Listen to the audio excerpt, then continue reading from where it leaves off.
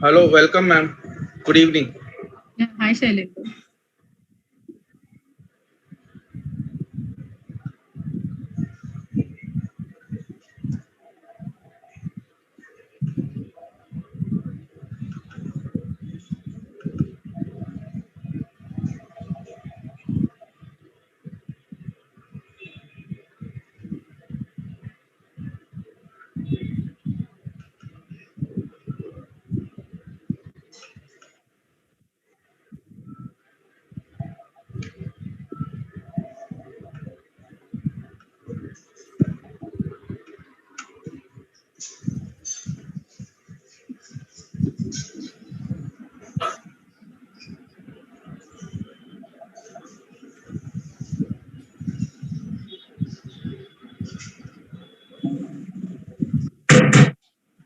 Shailendra is okay?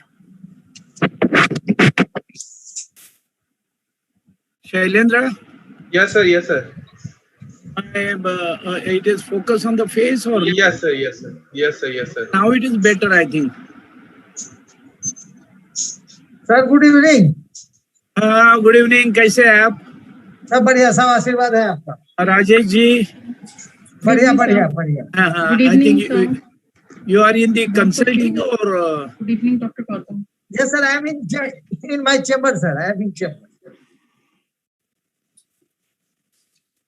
I think Gautam is also there. Yeah, sir. I am here. Good evening, everyone. Good evening, sir. Good evening.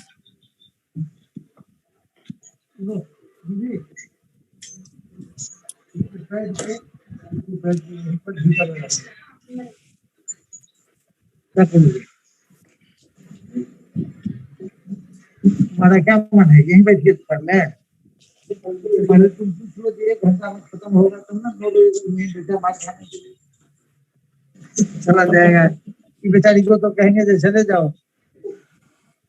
तू भाई।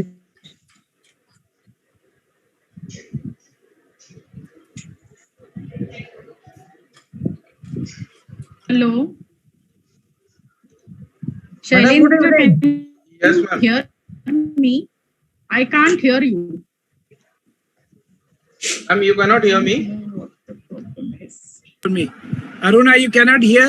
Can you hear now? I'll just log Shailendra, out and log in again. Yes, ma'am. I'll call Dr. Sanjeev.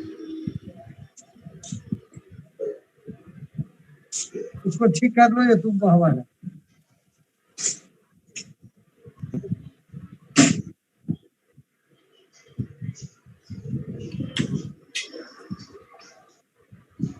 Yes, sir. Yes, sir. Yes. Okay.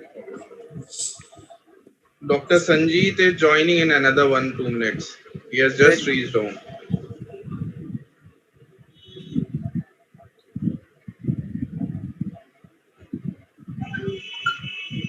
Ma'am, now can you hear? Yes. Now I can hear.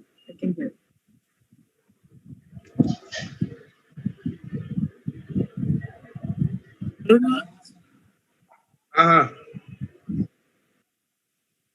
नहीं, थोड़ा 2 minute hold करना, मैं बता दूंगा जब live जाना होगा। Aruna, what light arrangement you have made it? Because the light is focused on your face properly. There's a light up here. There's a light above my head. No, is a special arrangement or it is just? No, it was there. I just used it today. I used to have another light in front of me actually earlier, but I removed that because that used to hurt my eye. So fortunately, I have another one which is up here.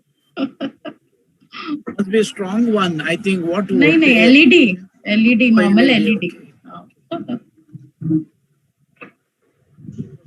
Compared to all of us, your light focus is better than others. Okay.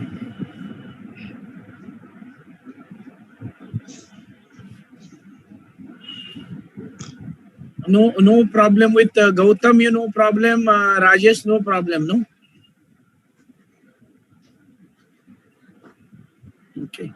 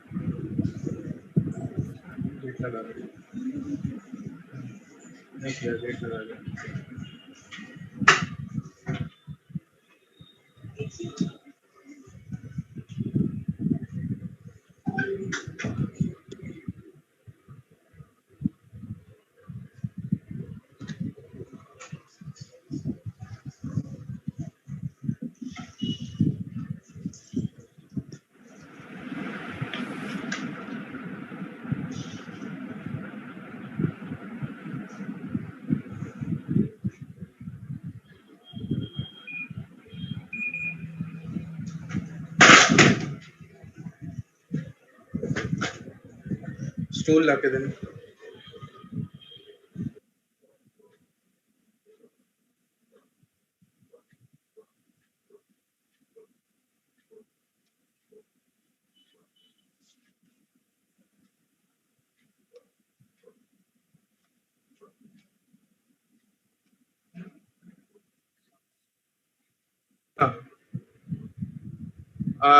Yes, everyone is here. Yeah, we can start.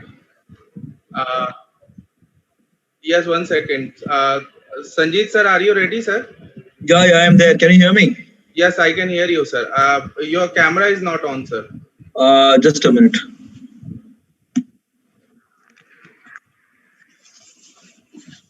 Can you see me? Yes, sir. Yes, sir. Hi, Dr. Sanjeev. Hi. Sir, good evening. Dr. Sanjit here. Yes. I could not recognize you. No, it's COVID has killed everything about us. Yes, correct. Yeah, I just came back from the hospital. Nice of you. You could. Yeah. Start it.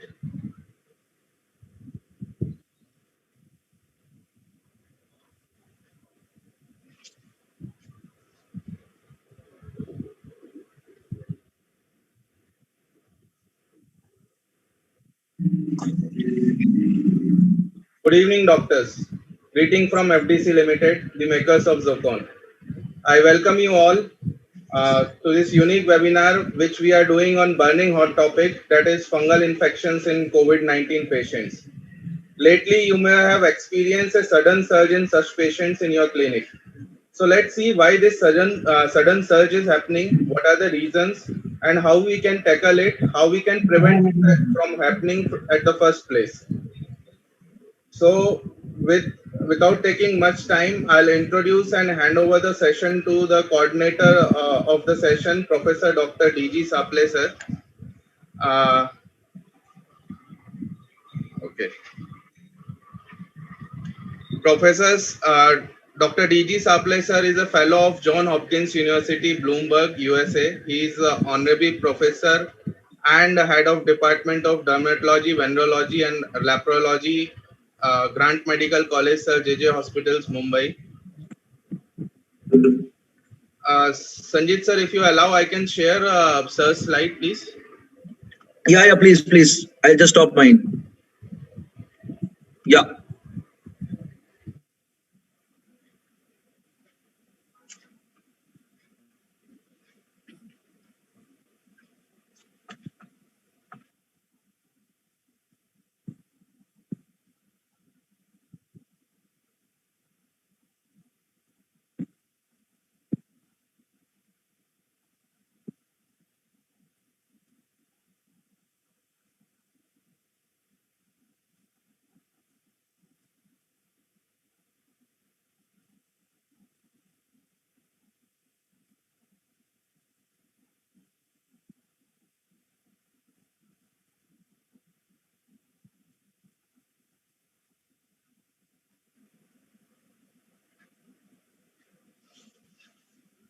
Hello, is it cut off?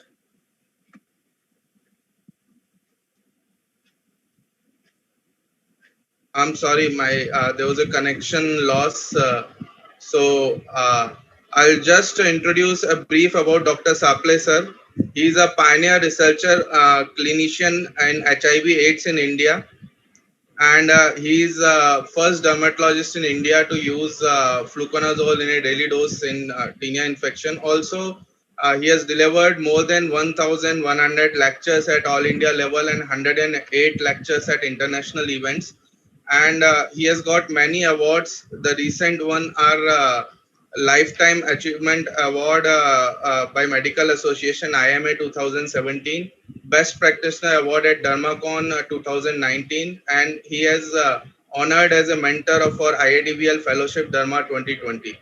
So, sir, I hand over the session to you, sir. Can I share my, or you are going to project the slides? Yes, sir, I'll So your slides have not been projected, or shall I share this? I'll share, sir. Okay, that's okay. Yeah, you are sharing, no?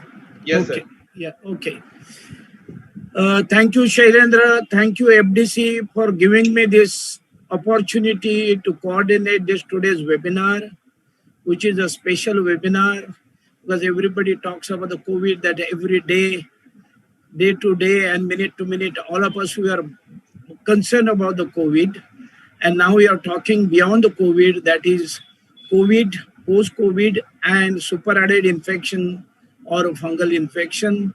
For this, today the program will be 1 hour and 10 minutes. We have 3 speakers. First speaker will be Dr. Sanjit, who is managing COVID patient for last 14 months. Second speaker will be Dr. Chaudhary, who is the ENT specialist, and now he is involved in managing Macromycosis. He is the ENT surgeon. And third will be myself, and after that, Dr. Gautam, who is a COVID physician from Bombay Hospital, will take over as a moderator, and we'll have 2 panelists. So first, I think we'll start with the first subject. That is, the first speaker is Dr. Sanjit Shashidharan. He is attached to SL Raja Hospital, and he is involved in SL Raja Hospital for working for last almost 12 to 14 years in the ICU, critical care, and managing COVID patients. He has done his DA in anesthesia. DA in anesthesia is a fellowship, neuro-intensive care and neuro-anesthesia. He has got European diploma in intensive care, and he is a teacher in Indian diploma in critical care medicine, teacher in Indian diploma in critical care nursing, fellowship in critical. So he is well known as a teacher. He had 96 articles in the peer-reviewed journal and has written one book, 13 book chapter, 9 best research papers awards, and many medals and awards.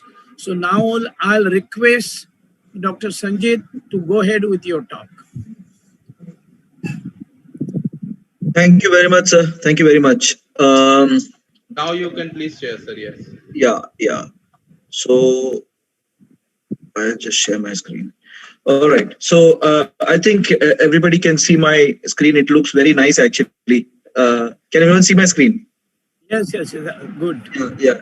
Thank you very much for your kind introduction, sir, and welcome to the august dignitaries that are in the panel, and welcome to all the participants in this particular talk. And yes, it has been a very tough journey for all of us.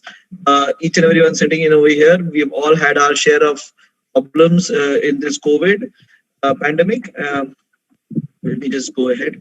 Okay, so what I'm going to do is I'm going to look at how I'm dealing with invasive fungal infections in the ICU, my data, how do I diagnose, important general points in the management, invasive aspergillosis in the ICU. I'll not touch that topic because I think there's people talking about mucor as well as asper. And I look at salient features. My disclosure is I'm not an ID specialist or a microbiologist, and I'm a bedside clinician. So it's going to be slightly of more of a clinical talk is what I feel. Well, let's delve into a case. And I think, there's a scientific fiction writer who said the purpose of a storyteller is not to tell you how to think, but to give you questions to think upon. And what best way to make us think than look at a case. So this is a case, a very simple run-of-the-mill case, 65-year-old male, diabetic, hypertensive, asthmatic, on regular nebulized steroids and bronchodilators. Last admission for asthma was 2 years ago. He never went out of the house. This is the usual history we get. Day one, he was not okay. He reduced appetite and malaise. This guy is a run-of-the-mill simple case that basically we saw. He had fever, and once he had fever, the next thing that they did is the doctor immediately gave him everything. I mean, this is what's happening inside. And this is practically what's happening. Lexate, favipiravir, letsiquimab, ivermectin, doxycycline, keftab, zinc, vitamin, steroid, turmeric milk, Kiowa, and budesonide. This is what occurred. Day 3, RT-PCR came out to be positive, and this is the actual story that happens in almost every patient that we're seeing over here. And he started coughing on day 5. So on day 5, he started coughing, and the doctor did a video consult, and the cough became intractable. And the doctor advised, let's go to the hospital. And that's how this patient, who started getting breathless, got his saturation checked to 92%. He was wheezy, he was not okay. And that's how he reached into the hospital. This is the usual case. And the moment the patient came into the hospital, we did our checkups. And when we did our checkups, we just found out on day 7 that he had respiratory compromise. And quickly, we found out that all the inflammatory markers were elevated. Everything was elevated. Nothing was on his side. Everything was a problem, is what we understood. We put this patient on remdesivir, dexamethasone, high-dose vitamin C, high-dose urinastatin, helmet CPAP. We tried to do this, Clexane 0.6 BD, and what we're looking was a simple thing, a cytokine storm, the release of interferons, tumor necrosis factor, interleukins, and the stuff. And the ace of cards that everyone plays was usually give it as tocilizumab. This is a while ago when we gave tocilizumab in these cases. Not that we're using it regularly, we're using it very, very, very sparingly in our units. And day 4 post-TOSI. Day 4 post-TOSI, what we saw when we examined this patient, day 4 post-TOSI, was the fact that he got a little bit better, day 4. His saturation started getting better. He was on NRBM, but his CRP had started coming down to the 40s range. The ferritin dropped down. Neutrophil lymphocyte ratio did get better. However, BP was borderline. It was 100 systolic. It was a vague abdominal pain also the patient complained of. This was on the day 4 post-tocilizumab. On day 5, there was a drop in blood pressure and a very small dose of vasopressor was added. A very small dose. WBC counts were found to be 26,000. Ferritin was 4,000. LDH was 520. And at this point of time, we thought we've already given tocilizumab. Let's quickly send blood cultures. So we sent blood cultures and immediately started this patient on the maximum possible antibiotic. I know people who are looking at antibiotic stewardship will probably disagree to this, but we started this meropenem, teicoplanin, and fluconazole in our patient. Now this is day 6 post-TOSI. Now what happened in day 6 post-TOSI was vasopressor, higher doses were required. WBC climbed even more further. Renal function started going down. The ABG showed lactates about 26. and we converted the Fluconazole to echinocandin. This is a usual case that occurred in our ICU. And then subsequently, what we noticed that this patient had a peripheral blood culture that had grown Enterococcus faecium and a Candida auris. This is what we got in our sampling. This patient was intubated very quickly because he started deteriorating very, very badly for severe acidosis and acute respiratory distress. He died at day 9 of intubation with multisystem organ failure.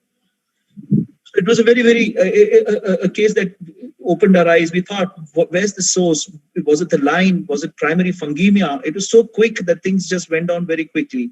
So let's just look back to 2019 when this epidemic started off. And that time, there was the incidence of some amount of mucor in the studies that came out from Wuhan in 2019. This is the study that came out in May 2020. A little bit of mucor, a little bit of aspergillus, a little bit of Candida. This is what they looked at. And yes, they did report, but it's a very small number compared to the bacterial secondary infections that was there. The next month, June 2020, again, they reported a very small number of fungus in their patient population that they treated. And then in July, the very next month, 2020, again, they reported a very, very small amount of fungemia in their blood cultures, specifically from the non-respiratory source, and reported that to be a very, very small number again. So this was the case in 2020. So what really occurred in 2020 was there was a very small, 2020 July there was a very small amount of aspergillus or a small amount of fungus that was there all around the place. But it was very small amount. But what they knew at that time also was the fact that if you did have a combination of fungus and COVID, the chances of you dying are very high inside the ICU or in the hospital. This was very, very clear. That if you had invasive fungal infections, the mortality was very, very high. This was very, very clear. Even if you had that, though the incidence was low, the mortality was very, very high. And this is, I think, the Times of India of today morning. This is May 21, 2020. It says 30% COVID patients got black fungus within 10 days in hospital. And the next time it's a white fungus cases reported in India. I mean, this is a day's paper. Today, last night and today morning, this is the paper that the Times of India has actually put up and said about this black fungus. What really changed? What really changed from this last 1 year? Aaj difference tha kya? The probable difference was the presence of indiscriminate use of steroids and antibiotics, wrong use, wrong dose, wrong route, everything was wrong. And that probably is the reason that we had this big problem of this problem that is creeping up of super infections of fungus. But lo and behold, we're going to come back in the month, in 20 days from now with information that's going to tell you what is the dose of steroid to be used and how long this should be used. And the results are expected somewhere in the middle of June. We have already recruited 1,000 patients and we've completed recruitment. And in the next 20 odd days, we should be able to tell you what should be the dose of the steroid to be used and for how much days and what route it should be used. So we'll await data. So let's go back to the incidence of candidemia. What's the incidence of candidemia? If you look at the Arnulf Chakraborty study of ICM 2014, they had an incidence somewhere around 7%. And when they looked at all Asian ICUs together, the incidence was touted to be 15%, very high. But what's my incidence? It's around 5 to 6%, of which many were neutropenic. 2 of the 3 were neutropenic and the rest were non-neutropenic. This is about candidemia only. Okay. And what's the commonest? The commonest, like the world, seems to be Candida tropicalis is what it looks like. But when we looked at the whole amount of specimens that we actually isolated in our units, what we find was the blood per se had Candida non-albicans Candida, and on the whole, the amount of Candida albicans was high, but the amount of the rest of the fungus was higher. The non-albicans was much, much higher is what we found. In another study that we did, when we looked at colonization of central lines, we again found out that that the Candida, we did not find a single amount of Candida auris. So the 2017 publication of ours had absolutely no Candida auris. And when it came to 2019, we started looking at Candida auris. And now we're looking at a whole lot of new fungi that have come in after the use of steroids and indiscriminate use of antibiotics in the era of COVID. So let's get back to a case and try to analyze what really went wrong and how I would have done this case and why I felt there were some mistakes. Well, here, let's look at this. Let's just ruminate. Retrospective is always the best to do. So let's go back to our case. This was our case. This was day 6. And when he dropped his blood pressure, this is the time when he dropped the blood pressure, isn't it? When he dropped his blood pressure, the first question that came to us was, is this bacterial sepsis in the first place? Can this be bacterial sepsis? You look at that, vasopressors were added, WBC counts were elevated, lactates were up, PCT was 2.9. Could this have been just bacterial sepsis? That's the question. Well, the answer to that is, how do I look at it? If the severity is very, very high, if the lactates are very, very high, or the PCTs are very, very low, then it goes towards a fungal infection. That's probably because of the fact that there were large studies that have actually said this, that those patients who have candidemia, septic shock, were in multiple organ failures at day 3, 7, and 14. That means they had a delayed recovery, they had multiple organ failure, and their mortalities were much, much higher than that of bacteremic septic shock. Clearly, candidemic septic shock is much more worse than bacteremic septic shock. And they also had lower lactates as compared to bacterial sepsis.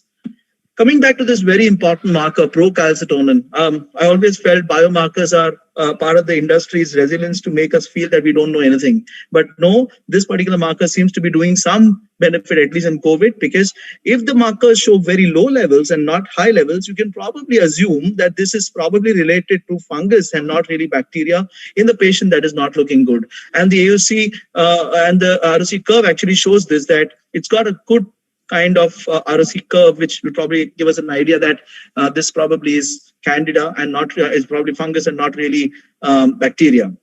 What about diagnosis? Okay, it's very important to diagnose these cases very quickly, and the only way that we sent in this particular patient was only cultures. We didn't do anything more than a culture, a blood culture. And what is the problem with the blood culture? In any fungal infection, it takes time. So it's not something that is great to do. And that's the reason that we try to figure out by doing non-culture based tests in these patients. The test that we talk about is the mannan, antimannan, the beta-D-glucan, and the serum galactomannan, and the SACTA and the T2MR, of which what we use now regularly is the beta-D-glucan and the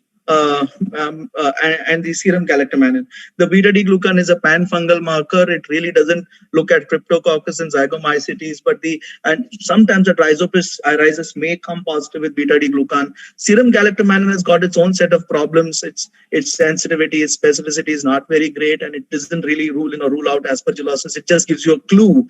The combination of mannan and antimannan seems to get the sensitive specificity up, but it's got its own product problems. It cannot diagnose Candida parapsilosis as quickly as compared to rest of the Candida. So there are problems inherent with all these non-culture based tests, but yes, these are some things that we are using on a regular basis. Am I using scores to understand whether these patients require an antifungal empirically or prophylactically or preemptively? Well, there are a number of scores that we have. The Ostrowski-Zechner score is one of the most popular of them, along with the Lyon score. But if you look at it, almost every patient that is coming into the ICU at the moment would actually qualify as a high risk for fungal infection. That means any patients who are on systemic antibiotics plus the presence of CVC, and at least two, that means either TPN and dialysis, TPN or major surgery, pancreatitis, steroid use, and immunosuppressive drugs. I mean, every patient, every patient that comes into the ICU with COVID qualifies for this kind of a predictive model saying that this patient requires an antifungal cover. Well, what do I use? I use a combination of the predictive marker, a biomarker, and a clinical gestalt. Nothing can take me away from my clinical work. So clinical gestalt, biomarkers, and predictive models are probably the way that we can go. So let's go back to understand, did I delay giving the appropriate antifungal? Now look at this. Day 5, day 4, there was borderline BP. Clinically was not okay after tocilizumab. On day 5, vasopressors were added and renal failure set in very, very quickly. So did I really delay giving the appropriate antifungal? Because at day 3, I put the patient on Fluconazole, and I really didn't put the patient on an echinocandin or probably a higher generation antifungal. Well, it is so important to not delay empirical antibiotics, specifically because this beautiful study that was done by Matthew Morel clearly mentioned this, that if I would delay by more than 12 hours the start of an empirical good specific antifungal, I would probably increase hospital mortality by almost double, 30% mortality if I were to delay it by more than 12 hours is what it looks like. And definitely it also increases the duration of mechanical ventilation, duration of intensive care days, and the hospital length of stay. Well, what is also important for us to understand is that those patients receiving adequate therapy and adequate source control, only they survived compared to those that did not receive adequate source control and just received adequate therapy. So that's the problem. Did I really delay source control here? Day 4, the patient was borderline BP. Clinically was not okay. Day 5, vasopressors are added, renal failure had set in. But what happened? Actually, I think what really I missed out was the central line. So on day 1, there was a central line in place. And unfortunately, that was probably the source of an infection. It's important for us to understand that how much of our antifungals we give, unless we do an appropriate source control, there is no way that this patient can survive, especially these COVID patients. And that's why an adequate antifungal and an adequate source control is what is required in order to get these patients out of these problems, is what is very, very clear. That's why if you look at this particular risk factor study, the chi-square was 3.9 when there was an adequate antifungal therapy plus a source control together, very significantly indicating that source control more than antifungal therapy is what is required in these particular cases. So let's go back to my incidence of candidemia. This is what it looked like. What's my stock drug here? If the patient has been on prior fluconazole, or if this patient is severely ill, there is nothing else but it is going to be an echinocandin. And that's probably because of the fact that it's cidal and it's very, very rapidly active. Very clearly, this is the Macromycosis study that clearly mentioned that if you used echinocandin, those patients survived. In fact, those patients were the ones that lived in those category of patients who received fluconazole. Many of them died. Very clearly, we know that among the echinocandins, there's not much to choice, but there is studies that go with anidrolone fungal versus fluconazole in these particular cases that actually says that anidrolone fungal was much, much better. All the diamonds favor anidrolone fungal is what it looks like. End of all therapy, 2-week follow-up, as well as that 6-week follow-up for success. Well, very clearly, this is what we have in our ICU. We have the good sensitivity to all the echinocandins, to most of our candida specimens that are there. Will I change the line over a guide wire and retain the precious line till cultures? This is usually the scene that is asked to us, but this is never and never. We've never done that because at the moment, we all have become quite skillful. The ultrasounds have made life very easy, and it's very easy to cannulate a line. Very, very importantly, because there's a study that says if you leave the line where it is, the chances of dying are much, much, much higher. That's the reason that you need to remove the line as quickly as possible. Repeated possibility on appropriate antifungal therapy, it's probably the eye, the back, the lung, or the brain. And that's the time when you actually change the PK/PD. Do I treat candiduria? Never and never I do that. Even if I get the urine that's positive, unless the patient is a liver transplant, preterm low birth weight baby, or urological intervention with candiduria. Well, this is what we got, Candida auris. And believe it or not, within a short period of time, we had multiple patients having the same situation. Candida auris, Candida auris, Candida auris, everywhere. We had 4 or 5 patients of subsequent Candida auris in a span of within 15 days, 10 days or so. It was a very, very big problem. And that's why this particular Candida, more than any other fungus, seems to be a big, big issue. 2009, we had 1 case. 2019, 560 cases. Did we miss? I think we missed a lot of them. And that's the reason that it's a global challenge of Candida auris in the intensive care unit because the whole world is surveying this. It is resilient to everything, and it is usually resistant to most of our antifungal drugs. Infection control practices are so important. That's what's important about this particular thing. So we started today with case analysis, co-infections. We looked at the nuances of diagnosis. We looked at problems that we faced. We gathered some knowledge, and we understood that effective management means a good clinical pickup, effective use of serology, rapid institution of source control on antifungals, and appropriate use of drugs. Thank you very much. And there is a website which has all my lectures, and anyone and everyone is free to see that website. Thank you very much, sir. Over to you, sir. Sanjay, thank you very much, covering and making it very clear how the invasive candidiasis are responsible for morbidity and the mortality or the fatality, and how it is changing from Candida albicans to Candida auris, and how it is important the clinical acumen for the diagnosis, because we do not have still clear-cut diagnosis. So what is still important is our clinical acumen. Thank you very much. So we'll go now for the next speaker. Our next speaker is Dr. Bhagwat Chaudhary. He is an ENT surgeon who was the ex-professor and the head of the Department of ENT TMC Nerul. He is attached to the Fortis Hospital. He is Senate member of Maharashtra Health University. But what is important about Dr. Chaudhary, he has seen more than 400 cases of mucormycosis. And during this COVID time, he has operated on 30 cases of mucormycosis. So I'll request Dr. Bhagwat to go ahead with his talk. Thank you, Datta. My talk is on the rhinocerebral and orbital mucormycosis. It is also called as black fungus. Now, we have to look as a preventive measure, what way we can prevent this mucormycosis in a post-COVID patient. So we have to go think about the institutional measure. I agree with Dr. Sanjeev. The handling of the material, that is the central lines and other things, is very, very important. The nurses, they run from one patient to other patient without doing proper sanitization. So we have some institutional measures for prevention, that is judicious uses of the corticosteroids, which are required for the COVID patients when there are the complications which are occurring. Strict control of the blood sugar and acidosis control. The hygienic usage and cleaning, drying of the air tubing and the mask and the devices used for aiding the precipitation, including the steam pots, spirometers.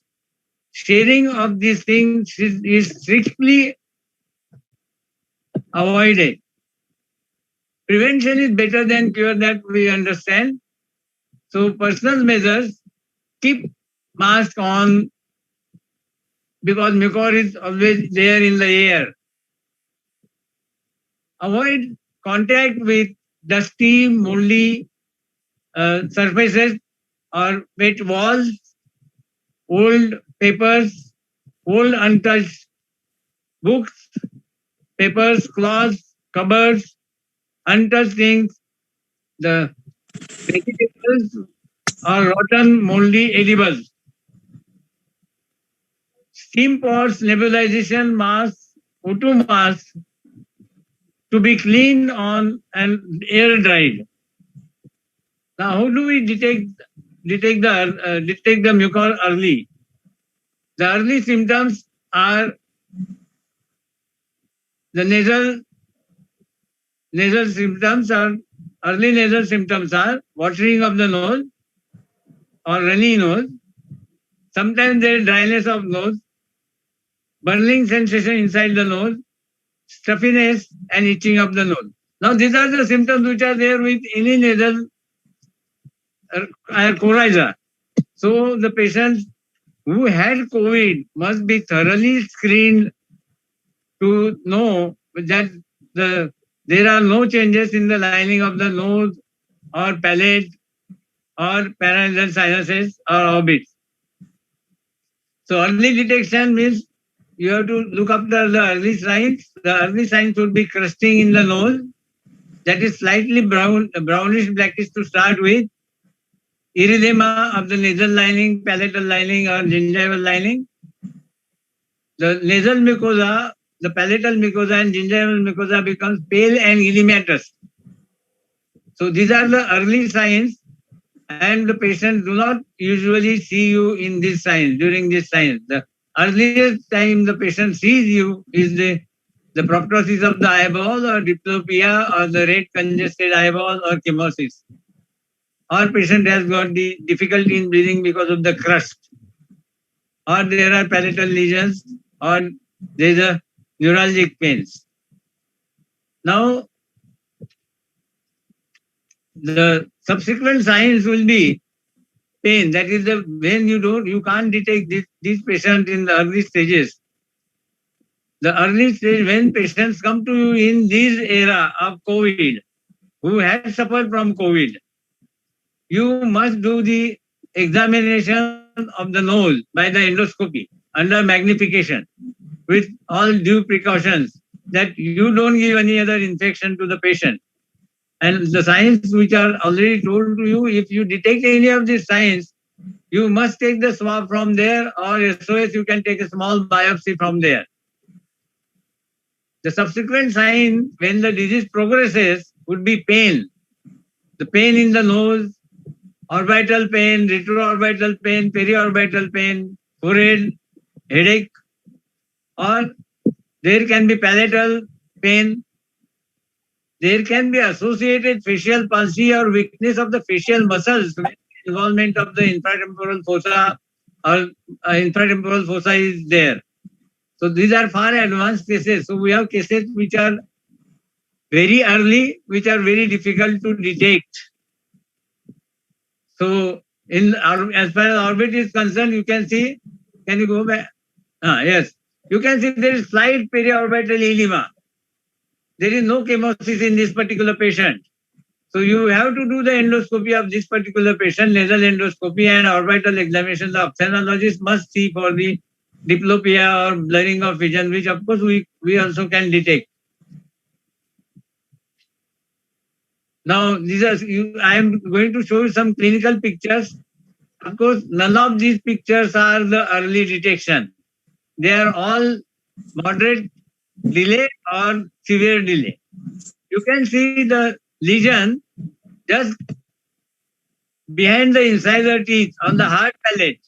You can see the pustule over there, and there is edema, and there is a erythema of the palate. Yes, the teeth on the, you can see the blackening of the teeth, blackening of the upper molars here, and this side from outside there will be blackening, the upper molars. Next slide, please. Now this is the girl, 10 years old, post-COVID. This is operated by me about 4 months back. This girl had, when she came, she had blood sugar of 500, ketoacidosis, and she had come in the comatose stage. The parents were treating her with some Ayurvedic and homeopathic medicines.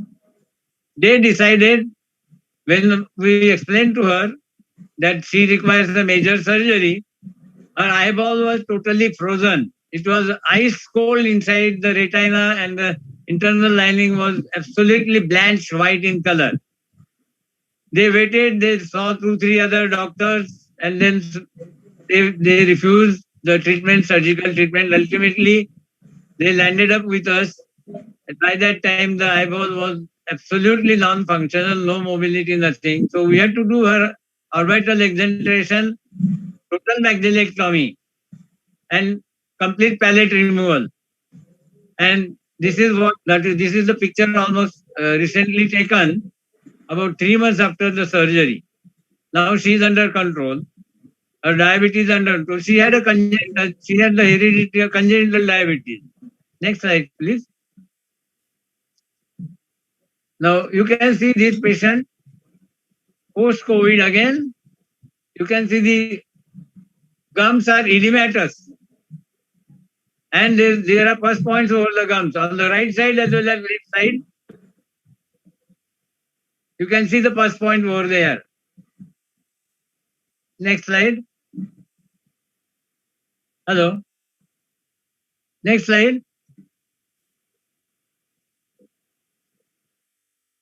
Hello. Can you hear me?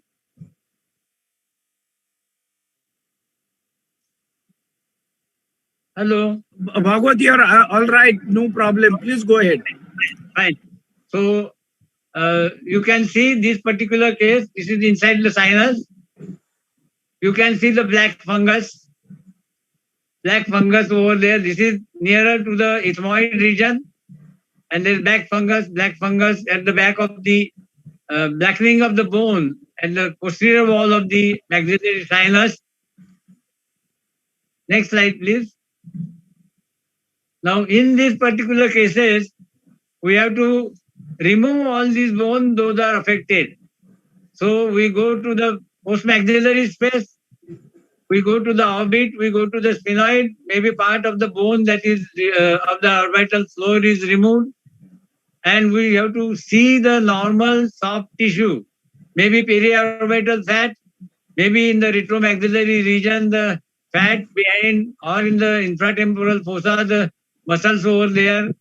Sometimes what we find is the necrose fascia between the muscles and the black fungus coming out between the muscles. The muscles are not normal appearing, but they are the dark brown in color. Next, please. Next slide. You want to show the videos, or those are the number of slides? Okay, the slides, there were some more slides. Okay, fine. So show the video.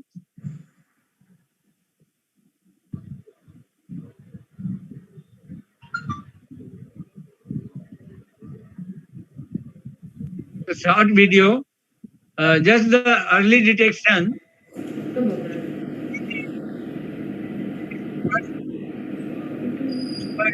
Opening of the nasal cavity.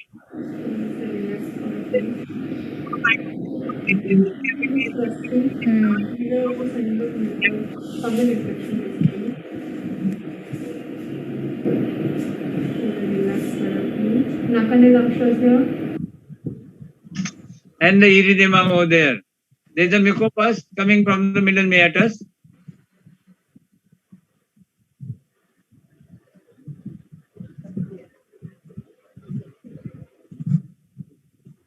Okay. Now, most important thing in this cases of mucormycosis is you must take the immediate action on these patients. They must be, the detection is absolutely crystal clear. You really don't have to wait for the KOH swab. The KOH, KOH suspension. We can find inside the nasal cavity the black crust, the edematous mucosa, the pale mucosa, the boggy mucosa, and classically the sticky, thick mucus that is coming out through the sinuses.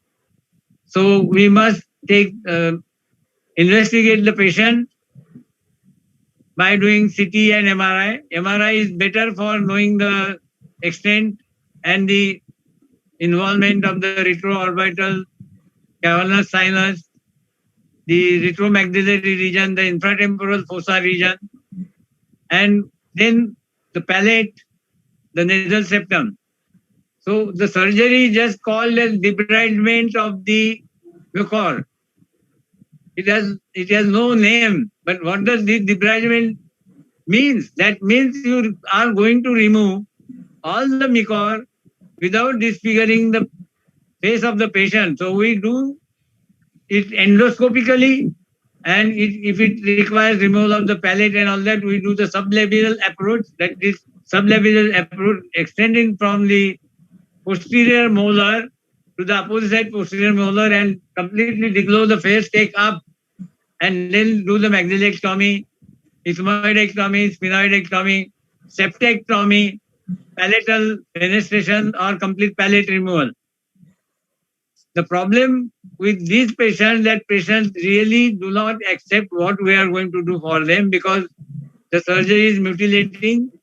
It is grossly demanding surgery because all vital structures, and we should remove the fungus as much as possible. I don't say that we can clear each and every nook and corner, because some of the fungus which is going through the orbital root intracranially, we just open up the bone and remove whatever little black part is there and rub whatever is there in the dura and keep amputation pack over there. And this after the surgery, we have to pack the nasal cavity. We pack it with amphotericin B. Unfortunately, amphotericin is not available for last 4-5 days. Even Fluconazole is not available. Now, recently, in last 10 days, what I have found out is it is not the pure mucor. Now there is, at initial cases, it was pure mucor. Now there is the fungus called as aspergillosis that is also entering. So one sinus may be aspergillus, the second may be mucor, or both of them are in the same, both the sinuses. So the choice of the drugs is also limited due to the non-availability of this amphotericin, which is supposed to be the best drug. We usually cover up the extensive cases with amphotericin at least for a day before the surgery. We do not want to spill the mucor. So basic thing is, after this mutilating surgery, the problem comes for the patient because palate is removed, septum is removed, wide nasal cavity, right from inside the mouth through the palatal fenestra, we can see the sphenoid sinus, the pituitary, and the cribriform plate, the orbital roof, if the orbital exenteration is done. So these cavities must be cleaned thoroughly. They must be given rigorous wash with betadine and hydrogen peroxide. What is every 4th day or 5th day, we take them under sedation and remove all small black fungus that has occurred and send them, rub them with betadine. Keep, if amphotericin is available, keep it in contact with that. And this patient must be, somebody is going to cover about the medical therapy for Datta. Somebody is going to cover up the medical line of treatment. I think Dr. Chaudhary, can you try to finish early? Okay. Why don't you show your cases? There are some cases, no? No, I think I have, his slides have not come to him. So those were the cases. I think I had shown one operative slide. Yeah. No, any clinical cases are there, or? I have sent the slides to him. I think he said the slides are over. Okay, then can you, yeah. Yeah. Conclude by saying that post-COVID patients, we have got at Fortis hospitals, we screen all the COVID patients who has been cured.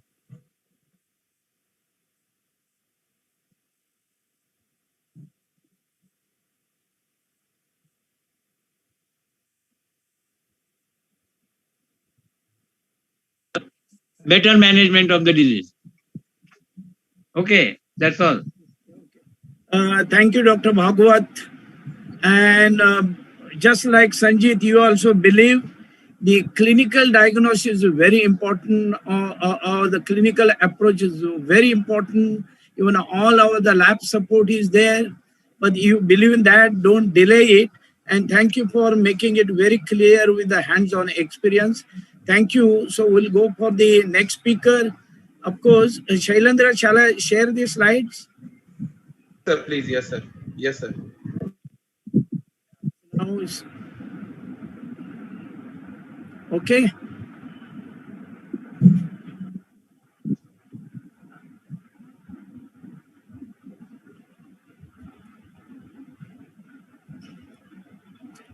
Shailendra is okay, no? Yes, Hello? sir, yes, it is okay, sir. Yeah. Perfectly fine. No, I think now the next speaker is myself. See, talking about, now we know that the COVID is creating a lot of problems. Every day we are learning. So Sanjit has given very good message that if you can diagnose early, even Dr. Bhagwata said, we can save more lives. That is the message. About when we are talking about this is one of the patient. This patient is a father of one of the professor in KM hospital who was treated for COVID. After 2 weeks, he developed this ulcers on his sacral area and the buttock area. He was diagnosed as a bed sores. When you were diagnosed bed sores, they were treating. Patient was not getting all right. Then how do not know, somehow they phoned me from KM hospital. Sir, can you my father who is having this problem, can you see? I said, no problem. But I said, instead of seeing, can you send a picture? So this picture was sent to me. When I saw this picture, I said this is the typical what we used to see in the HIV era, because as a HIV clinician for 30 years, this was a typical picture we used to see in advanced HIV disease of sacral herpes. I said this is not bed sore, this is a herpes. And then we started acyclovir. This is the picture after 4 days. This is a picture after 8 days. So this was a case of sacral herpes simplex virus, which could have been missed. I could suspect and diagnose because my experience with the HIV. Because the same thing, I feel the same thing is happening with the COVID patients. First, it because of COVID itself. Secondly, because of the hyperglycemia. And thirdly, because of tocilizumab and the high doses of steroid for a prolonged time, their immunity is going drastically down, and they are getting what we used to see in advanced HIV disease. This is one of the example. So I was talking with COVID physician across the country. What you're seeing, the almost similar cases we are seeing during advanced HIV disease when no antiretroviral therapy was available. So this is the case. There are many cases like this. So what happens in the COVID? In the COVID, because the immunity goes down, either they get a bacterial, fungal, or viral infection as a superadded infection that we know. The causes is either because of overuse of steroid, monoclonal antibody, use of antibodies, or broad spectrum antibiotics, or even pre-existing conditions. And of course, because of reduced number of lymphocytes, CD4 and CD8. So these are the various reasons. We know all these reasons. And what happens actually, we know there is overexpression of inflammatory cytokines, impaired cell immunity response, decreased CD4, CD8, and all these are responsible. Whenever the COVID virus goes in the body has got two responses. One, the first response is the inflammation where the cytokines have been produced. And second, because the inflammation, there is suppression of immunity where the CD4 count goes down, CD8 count goes down, and there is the lymphopenia, which we used to see exactly same thing in advanced HIV disease. I'm talking of 92 and 93. So the similar picture, and this picture is, I think, aggravated because of chief of the chief, that is the Oxford people, they came with recommendation of the steroids to prevent the cytokines down. So talking of the prevalence, Sanjit has already covered, but talking about the prevalence, now if you see this, now the Candida auris has become very common compared to others, but you get all type of things. Before it was Candida albicans. So mortality and morbidity, now no need of telling me, Sanjit has made it very clear. If you wait, you do not diagnose, the mortality will go very high. We have to learn how to detect the systemic candidemia or invasive candidiasis and start treating. So the mortality goes very high if you do not diagnose, and that is happening because of the low immunity, suppressed immunity. So what are the fungus? Not only the mucormycosis or candida, but you get aspergillosis, you get cryptococcosis, and you can get a superfacial fungal infection also. Aspergillosis is the same just like a mucormycosis.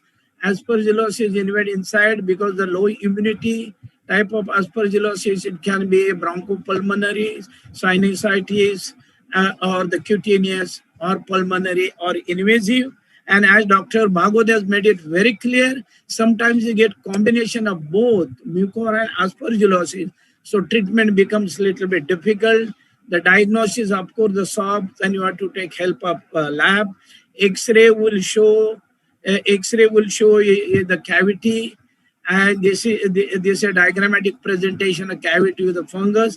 This is a culture of fungus, and this is the slides of histopathology, very invasive fungus you get it. Treatment of the mucormycosis, of course, voriconazole is a drug of choice, but still amphotericin is available and the patient can afford, I mean, the side effects wise or the organs are not compromised. Amphotericin B still is better, but voriconazole is a drug of choice. Voriconazole can be given. Of course, sometimes the HRT, what is called a reverse halo sign, that you get a hollowness in the center surrounded by the consolidation, and drug of choice is the voriconazole, but echinocandins also can be used. This is a picture I have taken in 98, because this is a picture of course, I do not have to tell, now it is very clear. This is a mucormycosis. And this picture in 98, we got this is the patient of one of the patients of our AIDS in the GTA hospital. So mucormycosis, Dr. Bhagwat has covered most of the things.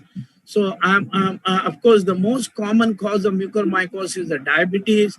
And if you see here, 94 patients of the COVID who are diabetics, who are with the diabetic and poorly controlled diabetic, they develop the mucormycosis. So mucormycosis is very closely associated with diabetes. We know what is the perfect storm. So we'll go for the next slide. Pathogenesis we know. So Indian Council has recommended risk for mucormycosis, uncontrolled diabetes, low immunity, prolonged ICU admission, comorbidity, and voriconazole therapy, which is given for aspergillosis, also responsible for mucormycosis. So these are the responsible, of course, the diagnosed mucormycosis. We have Aruna as one of the panelists, microbiologist. I think I'll leave this subject to her, but SOB, and with the SOB, I think if you see this KOH preparation, if the microbiologist is available and facilities available, diagnosis can be made during first 60 minutes. So we can diagnose with the lab help. I think Aruna will throw much more light on that. This is the culture of mucormycosis. So mucormycosis, Dr. Bhagwat has said the treatment is early treatment, early administered antifungal, reversal of underlying factor that you treat the diabetes, complete removal of the infected part, and drug of choice, of course, is the amphotericin B, is a liposomal. I remember in GT hospital, we used to use cryptococcal meningitis, aspergillosis, mucormycosis, amphotericin B, but we used to use conventional amphotericin B because the cost was that time in the fungizone was only 300 rupees. Only thing, we used to do that initially, we used to get a side effect, that is renal side effect or the electrolyte imbalance, that is a hypokalemia. But we learn amphotericin B, instead of giving within 2 hours, give very slowly over the period of 6 to 8 hours. They are less likely they go into hypokalemia or the renal problem. That's what we learn, and we used to treat almost 90% of the patient with conventional amphotericin B. That was our experience. Of course, in the COVID, patients are toxic, so amphotericin B may be the problem, so they have to use liposomal.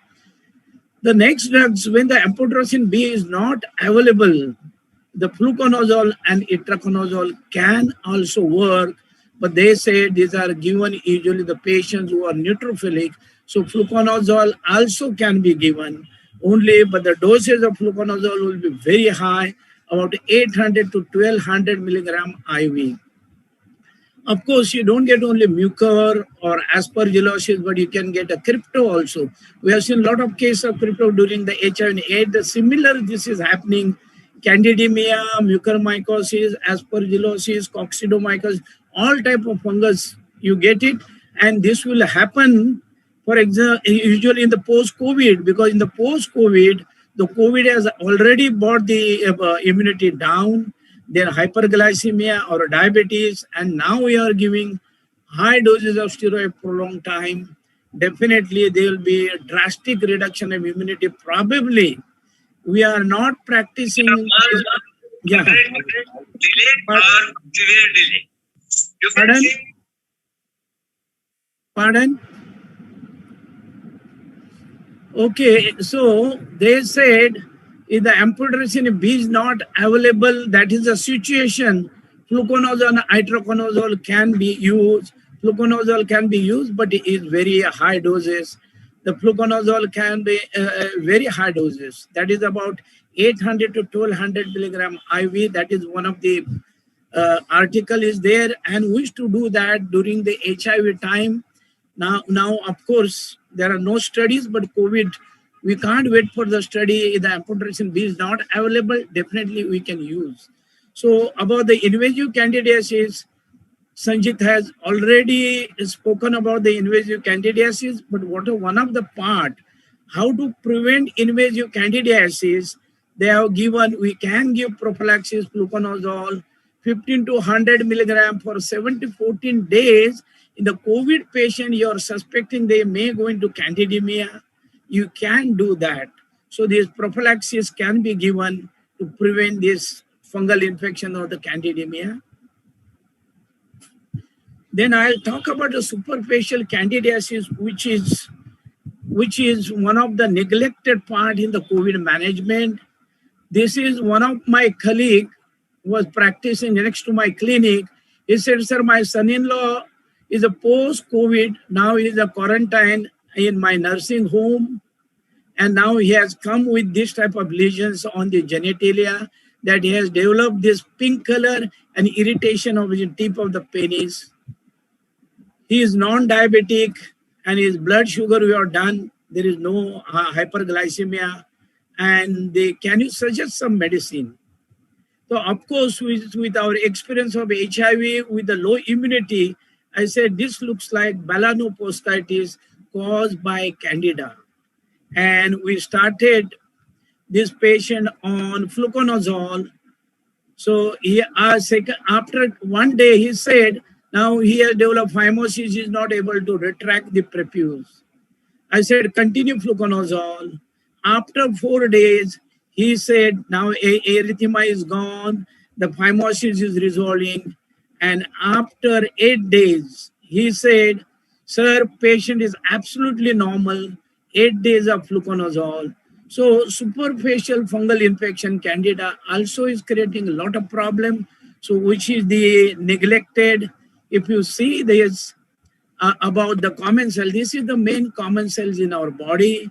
So whenever our immunity goes down, the common cells, they become pathognomic, no need of telling and no need of repeating.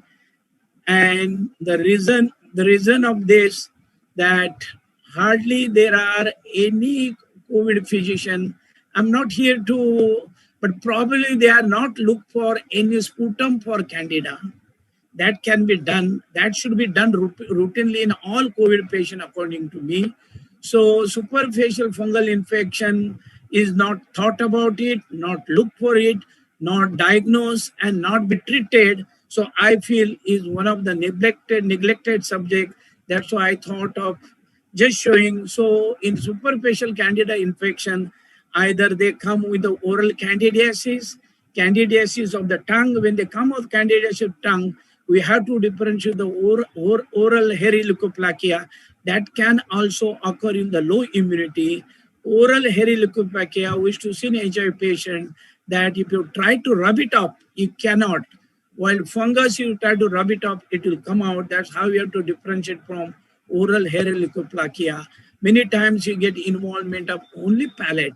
So this type of infection now is going to be on the rise, and we have to look for it in especially those patients who are given steroid for high doses. So post-COVID, we have to look for this. Even during COVID, we have to look for this. Then esophageal candida, along with the oral candidiasis, they can get esophageal candidiasis. You can see this craggy appearance of the esophagus. And this is the ogiotoscopic show the smear with methylene blue, lot of Candida. So we have to look for the esophageal Candida. Vulvovaginitis, that is also becoming common. Diabetes plus COVID, either they'll come with the acute or they may come with the what is called a subacute. So you have to look for the then genital candidiasis in the male also. This is how they present. Either they'll present with the erythema, they will present with the pustules, or they present with the phimosis with the vertical cracks. And now I would like to say in the post-COVID, those patient immunity is less. If they come with the diarrhea, please look for the Candida diarrhea. Because we used to see Candida diarrhea, this is very easy to diagnose. We never used to refer to pathologists. When patient comes to diarrhea, we used to admit them, take 1 drop of stool, put 1 drop of iodine and see the under the microscope, and you'll see the high P. And you start with the fluconazole. Within 24 hours, diarrhea will stop. So all these are new infection. I'm requesting all COVID physician, they must look in the COVID area. And of course, diagnosis of Candida, Aruna is there. She will explain better than me. But this is the growth of the Candida. But Candida, because the common cell, they said you must have symptom to diagnose. So the treatment-wise, what they have mentioned that fluconazole is a drug of choice. You can give 100 to 200 milligram daily for 7 to 14 days. And then you can give secondary prophylaxis at least 3 weeks to 1 month or even 6 weeks. So these are the infections, superficial infection. This is the mother of Shailendra, who is now is presenting the FDS. His mother, she had a COVID. After she was discharged, she told me, sir, my mother has lost the taste for food. She's getting pain in the oral cavity. She doesn't feel like having food. And I said, send a picture. I said, this is typical what we used to see in HIV era. This is oral candidiasis. This is the oral candidiasis. This is the picture he has sent that she had a fever less than 100, but standard COVID treatment, pain in the mouth. I said, you start fluconazole 200 milligram daily, and this is the picture after 5 days. Fluconazole is very effective drug. So these are the things we have to look for. So these are the oral candidiasis, and this is the picture he has sent it after 14 days. He said now again she has started getting the same things, but it is quite early case. So just treating candidiasis is not enough. So we have to treat to prevent the recurrence. To prevent the recurrence, according to this Infectious Disease Society of America, you have to prevent the recurrence by giving this what we call secondary prophylaxis. Of course, in the non-immunocompromised patient, they have recommended 6 months. But I said in the COVID patient, at least we have to give 3 months, because by that time we have stopped the steroid, immunity will come back. So just give for 14 days fluconazole initially, then you give 300 milligram once in a week for at least 3 months. So you can prevent the recurrence. Yeah, so what we have learned during even the SARS, we have learned there were fungal infection. During the influenza, we have seen that invasive pulmonary aspergillosis, and HIV, we have seen all type of, like some of the patient, I do not know, in the COVID, they're dying because of low immunity. They may be dying of PCP, because PCP occurs when the CD4 count is less than 100. Or they must be dying of coccidomycosis or histoplasmosis. We do not know. We have to look. So take home message from me, actively look for the opportune infection on a COVID patient, that is during COVID and the post-COVID both period. And the main cause of morbidity and mortality in COVID patients are the decreased immunity, uncontrolled diabetes, high doses of steroid, indiscriminate use of antibiotic, and as Sanjit had made it, use of industrial oxygen, improper sanitization in the hospital. So my message, this is my gut feeling. Whenever the patient of COVID you are treating, during treat, please look for the CD4. That will give the idea what is the stage of the immunity. Because if the CD4 count is less than 100, mostly is a cytomegalovirus. The patient is fever, with the with the fever, with the high inflammatory markers, and this leukocyte is going high, that is the time, Sanjit, I feel we should look for the CD4. If the CD4 is less than 100, probably Candidemia and cytomegalovirus. We have got very fresh example. One of the politicians died post-COVID. He is with the cytomegalovirus. Probably that time his CD4 count was less than 100. So probably that's why he got cytomegalovirus. So I feel CD4 count is very important, because in HIV/AIDS, any patient comes, the CD4 count is about 350 with the fever, which to think is a tuberculosis. Between 200 250, either histoplasmus coccidomyces. Less than 200, look for the PCP. Less than 100, look for the cytomegalovirus, JC virus, or cryptococcosis. So I think similar, I feel this is my gut feeling. So my message and suggestion, CD4, because now CD4 is easily available, is a cost effective, and it is done routinely. And lastly, we should look for the prophylactic drug to prevent this infection. Otherwise, we won't be able to prevent the morbidity and mortality and for morbidity. So these are my take-home message, of course. And the last slide, one of my friends sent it. They said, this is because of favipiravir, what is called blue eye. And I think I'll stop it here. Thank you very much. And now we'll go for panel discussion. Before going for the panel discussion, our today's moderator is Dr. Gautam. So I would like to introduce Dr. Gautam. Now, Dr. Gautam is attached to Bombay Hospital. In fact, is in charge of COVID unit. He has finished his general medicine. Is working as a consultant in general medicine and infectious diseases. When I was going through his biodata or CV, I realized I remember Dr. Beche Goel. Dr. Gautam, I remember Dr. Beche Goel, how he was doing social work, because Gautam has done a lot of medical social work. For that, he has got award from the governor of Rajasthan, chief minister of the Maharashtra, and is a post-promising physician award by CM of Maharashtra in working in the field of COVID as a COVID physician. So I'll request Dr. Gautam to take over and please moderate.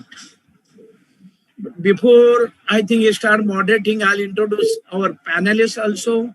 Our first panelist is Dr. Rajesh Kumar Jha from Indore. He is COVID physician again.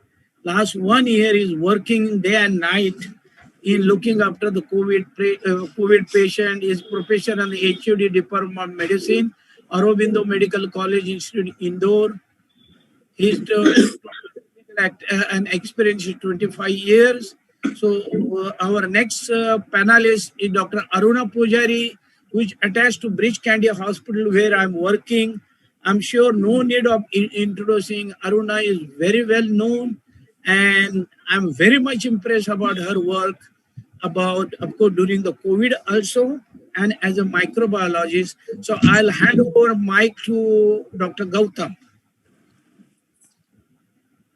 Yes, sir. Yeah. Thank you very much, sir. Thanks for this nice lecture, and thanks for nice gesture. Hello, am I audible? Yes. I'm only yes, sir. trying to stop sharing. Okay.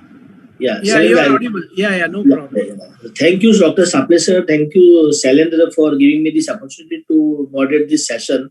And this is the most, you can say, popular topic nowadays among the media, among the government, among the doctors and everybody, that black fungus. Even each and everybody, every individual, people were earlier aware about that oxygen saturation level.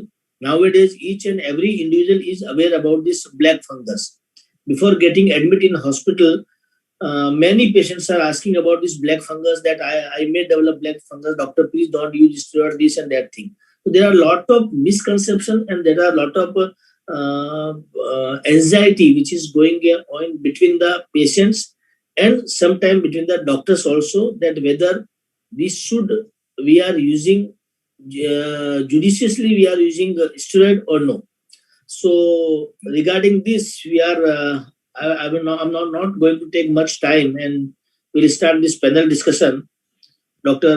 Aruna Pujari is there, Dr. Jha is there, Dr. Saple is there, Dr. Chaudhary is there, Dr. Sanjeev is there. So my first question to all of you, that all panelists, whoever wants to participate, whoever want to answer, that what are the common fungal infection that you are observing in COVID-19 patient? Dr. Jha? First one is a Candida albicans. What we are getting, Candida albicans is the maximum that we are getting from the different patients who are having the COVID, either with diabetes, history of diabetes, or developed during this phase, or overt diabetes. Most of them is having the Candida albicans. And second one, what now, this mucor we are picking up maximum because everyone is developing interest and we are getting this part. Next. Dr. Sanjeev? Yeah. So we are, pre-COVID, we were having a lot of Candida. It actually came in groups. Like, for example, in the month of September, October, we had a big number of Candida auris that was there for, I think, 2 months or so. And that's probably the time when we were using Utosi at its max, I think so. So I think that time we had a lot of Candida auris. It was a pain. Every patient used to develop it, and it was difficult to get it out of the unit. But largely we are having more of non-albicans Candida. We are not really having Candida albicans in our unit. Mucor is something that we don't get from our unit. We are getting it from other hospitals. We are not getting it from our unit, at least. We are from our hospital. We are not getting it. We are all having transference coming from other hospitals with mucor coming for surgery and further management. So from our hospital, we don't have a single case of mucor as of now developed as a result of treatment from our hospital till now, luckily. Aspergillus is something we have not seen. Maybe we're not picking them up, I feel, because it's very difficult to pick them up. So we've not got any Aspergillus at all. I mean, not a single case of kappa we've managed to isolate. The question is to Dr. Chaudhary. What is the percentage of different fungal superinfection that you have observed in your patients, and which is the most common and which is the rarest in your experience till now? Dr. Chaudhary. I think, Gautam, I would like to say something. In the post-COVID, when the patients are given steroids and they are diabetic, I think there we must look for other fungus like the cryptococcosis, aspergillosis. Post-COVID, I'm talking. Right, Yeah. right. Dr. Chaudhary. See, I am getting referred cases for Macromycosis. Candidiasis is usual, but now for last about a week or so, we are seeing a mixed infection of mucor as well as the aspergillosis. Right, right. So, Dr. Saple, sir, what type of patients are more prone for fungal infection?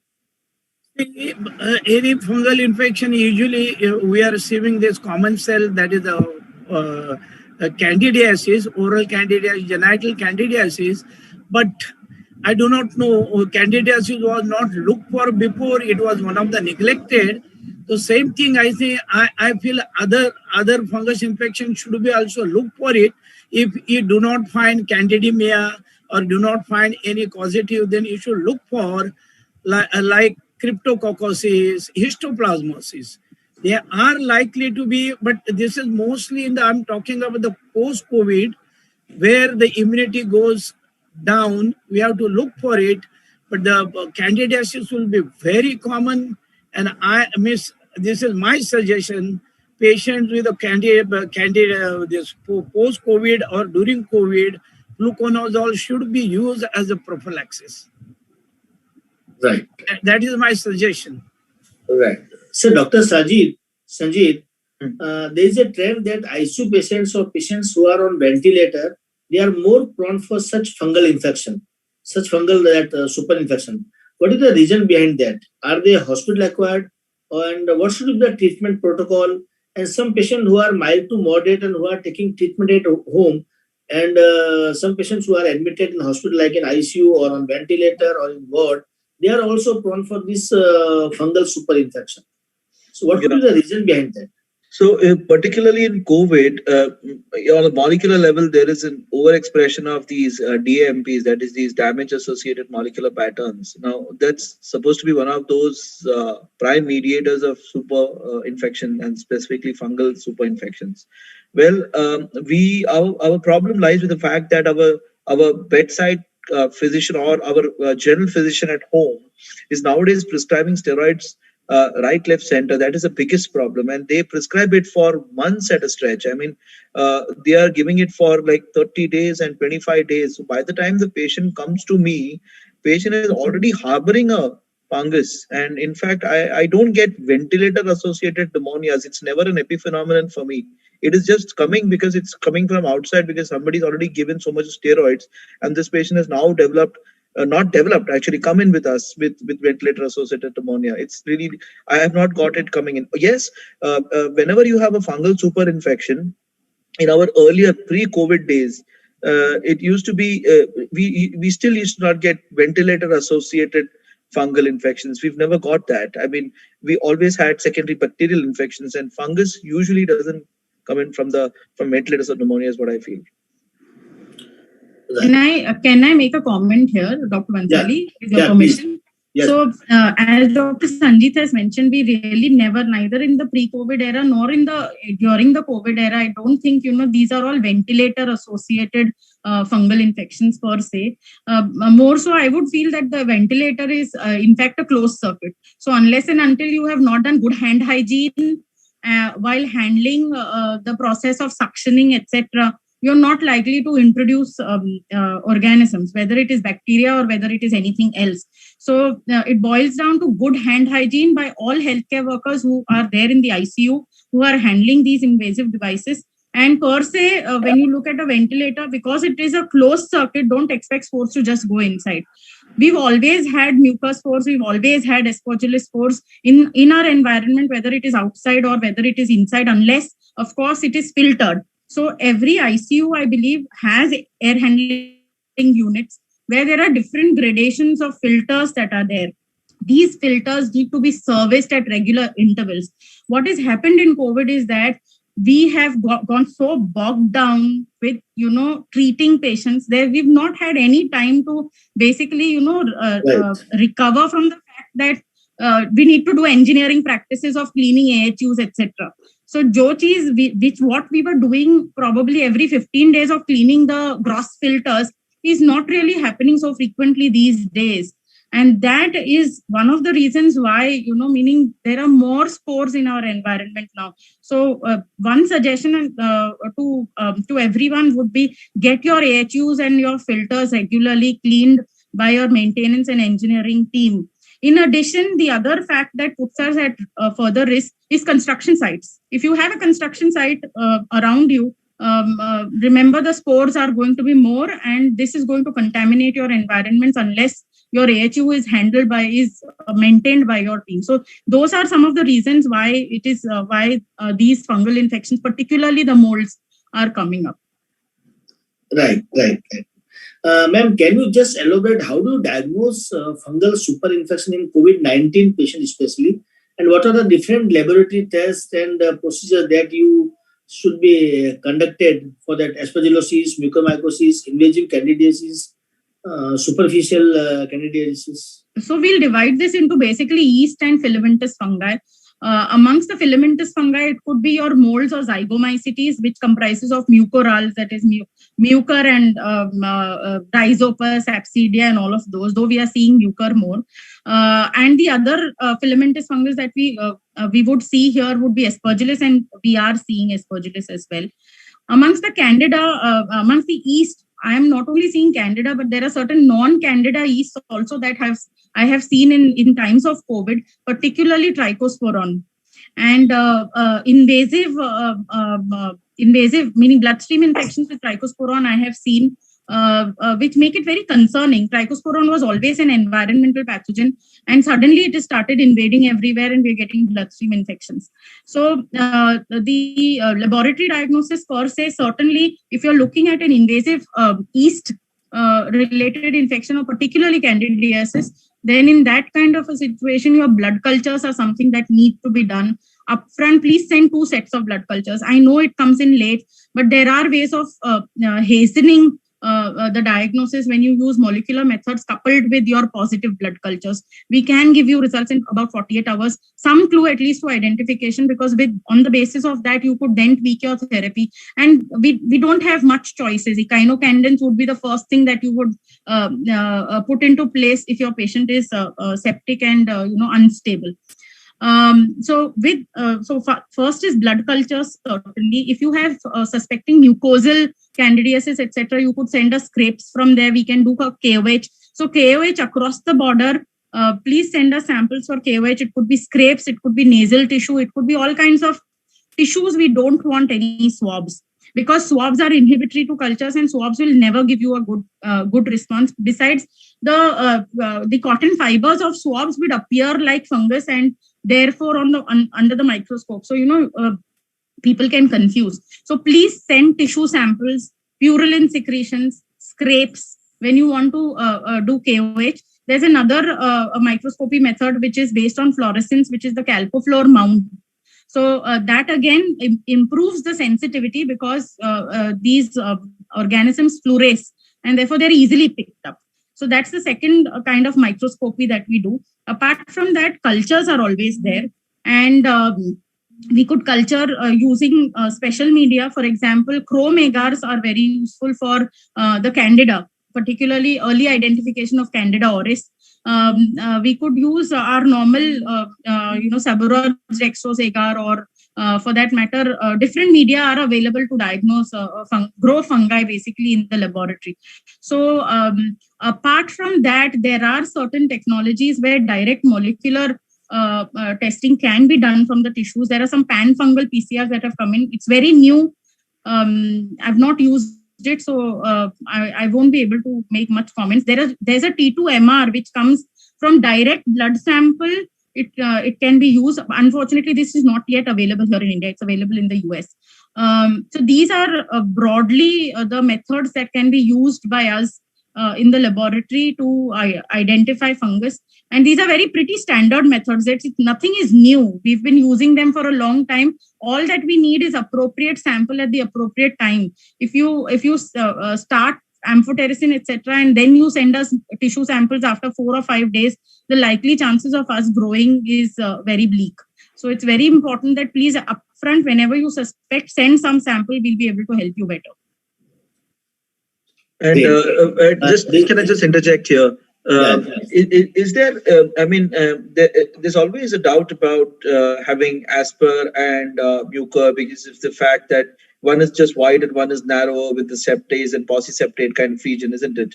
So we've had this very big doubts when we're actually staining them with GMS and PAS in the histopaths. So would that be a problem if we didn't do immunohistochemistry, or would that contribute to getting the diagnosis right, IHC, in histopaths? So histopathology can only tell you about whether it is septate, aseptate, and broad hyphae, which suggests more of mucorals, whereas narrow-angled branching is more to do with the septate. Now, only Aspergillus is not septate. There's a whole lot of molds, meaning filamentous fungi that are septate. So histopath will suggest to you whether it is zygomycetes or it is the septate fungi. It can't tell you the exact species, and understanding what exactly we are growing is becoming very, very crucial these days, because we know that a lot of fungi are actually resistant to the available group of antimicrobial agents. So when we do microscopy like KOH or calcofluor mount, we are able to see very easily broad aseptate hyphae, which suggests zygomycetes, and septate hyphae, which clearly suggests that they are other filamentous fungi which are septate and not zygomycetes. So that's all again that we can say from a microscope. You need to grow cultures. And there you need to speciate whether it is rhizopus, rhizomucor, mucor, Epsidia, Cunningamella. All of these fall into that, broad septate zygomycetes group. But there again, if I were to take cultures from the sinus or from the lung, I'm not talking of directed bronchoscopic ball. I'm talking of just taking mini ball from the lung. It could be just APPA. How do I know that this is going to be infective, or this is just a part of the colonization pattern that is there inside? So, meaning if you suspect something, Dr. Sanjeev, only then would you send us specimens, isn't it? Meaning we've always known that Aspergillus can very well be a colonizer. So but mucor can't be a colonizer. Mucor is not likely. Yeah. The problem here is because of the fact that we are hearing a lot of mucor, a lot of Aspergillus. Now it's become a trend to send off cultures. People are just sending left center cultures and then sending us reports saying that there's Aspergillus. So now that becomes a big problem, because now you cannot really differentiate between whether it's a colonizer or whether it's really infected. These people are just sending it. I think, with respect to Aspergillus, I think I missed out on the point of, your biomarkers. So beta-D-glucan and galactomannan is something important.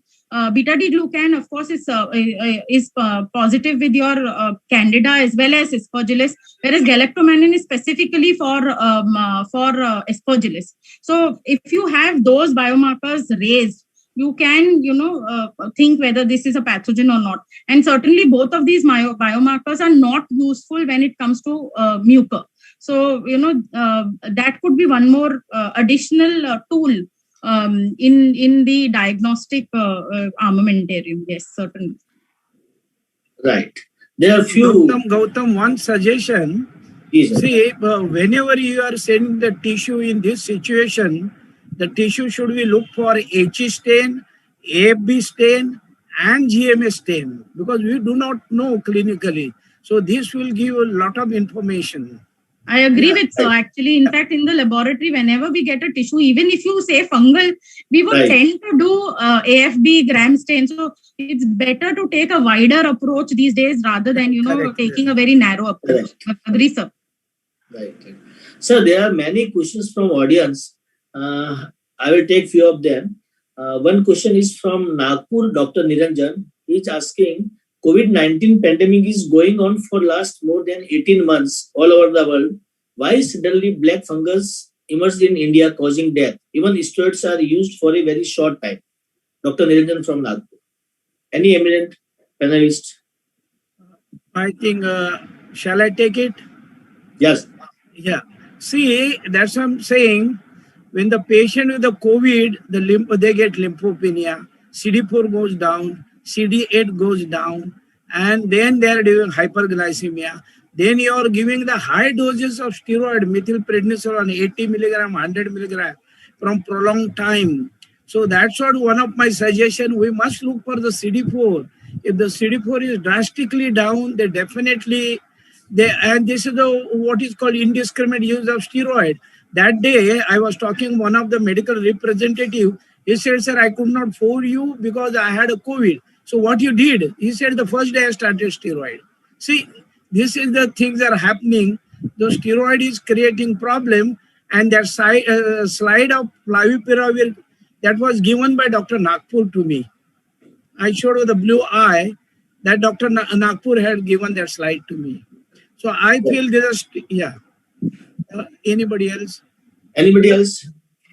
My submission is simple, because we are the capital of diabetes as a whole India. Number one. Number two, we are making always copy to the consultant's prescription. Number three, we are using steroids in so much so, I have seen one patient who is having the prednisolone, dexona, efcorlin, solumetrol, everything patient is getting. I do not understand how it is used. So these are the some things. And next is, if you will see in the ICU, the bed to bed, hygiene is not maintained. The nursing staff or the hospital staff, they are protecting themselves, not to the bed to bed. So because of that, if anyone is getting infection, another may be getting from the others. So these are the few things. Because of that, we are getting more. But what is my submission? if we will control the blood sugar. Hyperglycemia should be controlled, judicious use of the steroid, and number 3, the hygiene should be proper. Number 4, if you will have any suspicion, any fungal infection is there, you must get any sampling so that it can be diagnosed, and later on you may add the prophylactic antifungal, or if it is 100% confirmed, then you start the amphotericin B or Fluconazole, like that. That will reduce your problem. But we are giving steroid, patient are diabetic, everything was there in the first wave also. Why this suddenly mucus emerged in this second wave? Why it was not there in the first wave? Or why this is not there in the UK, US, Western world? Why in our country also? Is that virus mutant or something else is there? I am thinking the virus steroid was using in first wave also. Steroid was using in first wave. Patient were diabetic in first wave also. Patient were getting oxygen in first wave also. Everything was there in the first wave. That was for long time. First wave was for almost 9 months. And the second wave is only for 1 month. And in second wave, we were using steroid, remdesivir, everything. But that whole thing was using in first wave also. So why that time we have not seen that much of cases, or why now only? Why suddenly surge of this? Could it be that the OP steroids are being simply too much, meaning anybody and everybody is prescribing steroids. And it's not for that 5 or 10 days, but it's for much more longer and without understanding the repercussions. I think that's certainly a contributor to this. Also, what's likely... Yeah, go ahead, sir. So probably the hygiene in our country, the hygiene is very important. But all that thing was there in the first wave also. Why we have not seen such cases in first wave? No. Before COVID, the COVID brings down the immunity. Other conditions, they have taken steroid in the higher doses. We give 80 milligram and all this for 6 months, 3 months. But there, the COVID was not there to bring down the lymphopenia. The lymphocyte count is very important. The COVID brings down the lymphocytes. That means the immunity plus steroid. And hygiene, I think, compared to other Western countries, probably the hygiene. That is right. Can I ask one thing to Madam Aruna Pujari, Madam? Why we call this as a black fungus? Is it in black in color, white or grey in color? Why black fungus? I'll let Dr. Sanjeev first make the comment and then I will answer your question. Yes. Yeah, so I think the big difference that came in was the way patients were admitted. I mean, in the first 4 or 5, the first wave had patients scurrying into the hospital on day 1, day 2. People who were hardly, they didn't treat themselves at home. They were likely to get into the hospital much, much faster, much, much earlier into the hospital, and they got treated quicker. But what happened in the second wave is everyone became a COVID specialist. Every physician, every doctor, every medicine branch became a COVID specialist branch, and people started treating at home. And as Dr. Aruna said, that this indiscriminate use of steroids started at home. In spite of not having any oxygen requirements, they still received steroids. This is what happened in the second wave. And that's why we are seeing patients likely after 10 days and 12 days. Initially, we used to say patients at second day, third day. The second thing also that occurred is we've learned how to manage these patients also. So they're living longer. Initially, these patients were not really living longer. They were either dying quickly or they were going back healthy and nice. Now what is happening is we are able to pull them for a long period of time because we've understood the importance of high flow. We've understood the importance of proning so well. We know how to protect their lungs well. So they are living longer. And because they're living longer, they're getting longer steroids, they're getting longer antibiotics. And that's why we're seeing more of this kind of fungus. So I think I'll take Dr. Bansali's question. The black fungus is not really black. It's the misnomer that has come up. Probably some the whatever nasal secretions that come could be tinged with a little blackish discoloration and so. But really speaking, mucor is not considered to be black. There's a whole different set of filamentous fungi that are considered as their cell walls have a coloration that we see on microscopy, which is called as dimetaceous fungi. So there's a complete entity of fungi which are dimetaceous that are there. But mucor is certainly not black at least in the when we grow them on the plates, they are not colored. So it's a misnomer, frankly. So all that we need to know is that it is a very, very fast growing fungus. Mucus grows within a day. Mucus grows within a day. None of the others grow so quickly. So if you have a fungus that grows so quickly, trust me, it's a zygomycetes. So right. There is a question from Dr. Rakesh Oswal from Balotra, Rajasthan. Is precautionary IV fluconazole helpful in COVID patient? Similar question from Dr. Haresh Danod from Mumbai. That when to start prophylactic this fungal infection, which stage of COVID-19? So should we start antifungal like fluconazole in early stage, or when to start? Any panelist? I think this is it's very difficult to. It is very difficult to say something, but with my past experience, like the prophylaxis, there are primary prophylaxis and the secondary prophylaxis. About secondary prophylaxis, the guideline is very clear. Person comes with any candidiasis, you treat the candidiasis acute, and you can give once in a week fluconazole about 300 milligram preventive for more than 3 months in immunocompetent patients. And COVID here, I'll suggest 3 months, because by that time the immunity will be recovered. But the primary prophylaxis, there are very few guidelines that can be given, but in COVID they have suggested it has to be given IV 400 to 800 milligram. That is one of the suggestion is given, but there is no clear-cut guideline. But I think all of us, we have to think over it. That is a primary prophylaxis to prevent the fungal infection. If I could make a comment, I think prophylaxis of any kind is a double-edged sword. Already we are, meaning most of these problems that we are facing are because we are bombarding our patients with too many drugs, whether it is, I think Dr. Sanjeet showed the list of drugs that were given to a patient the moment the PCR report came positive. So, it's a double-edged sword. I think everything should go by bedside clinical examination of whether the person is at risk. We need to do risk stratification. That's another thing that probably we are missing out. We need to risk stratify every patient, and based upon that decide what you want to give, rather than have a blanket guidance to say that okay, we start this or that, the other prophylaxis, because meaning voriconazole has led to has increased the risk of mucus. So in fact, so many antimicrobial agents that we give without documented infection lead to an absolute change in the gut microbiome. And I actually would not be surprised if we are getting, meaning why are we getting suddenly bloodstream infections with 2 and 3 organisms? We never got it.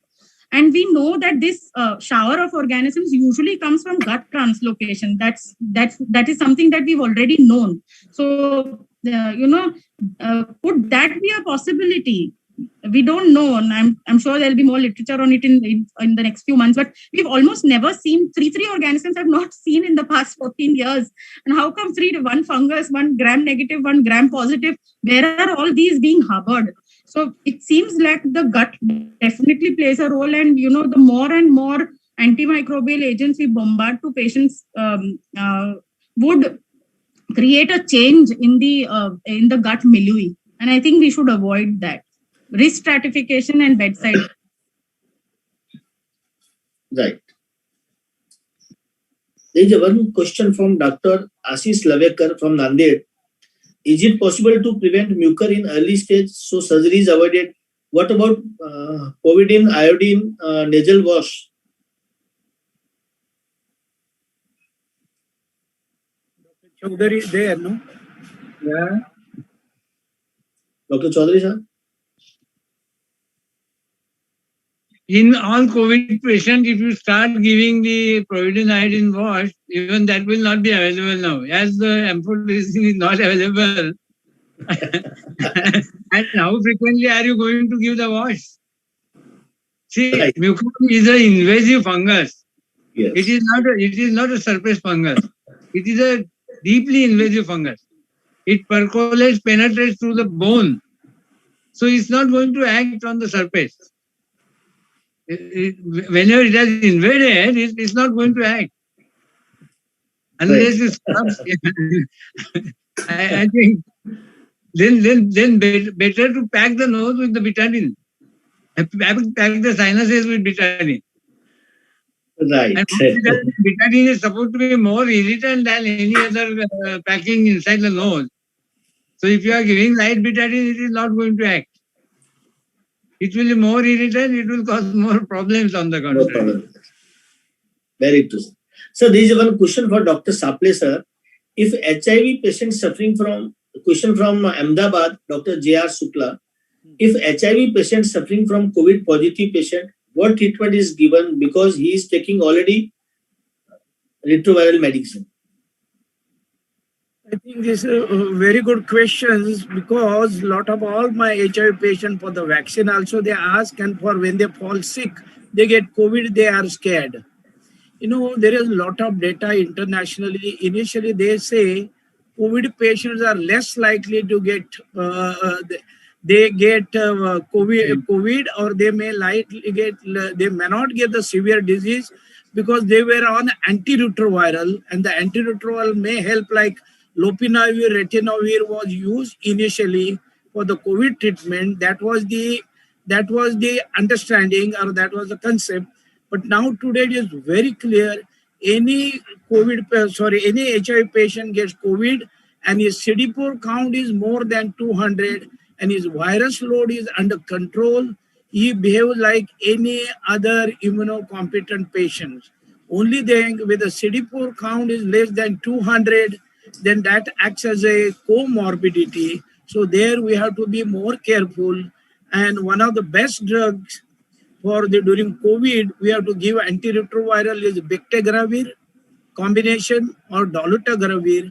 The reason being these are the most robust drug which can keep HIV under control. Of course, ritonavir, lopinavir, all drugs can be given.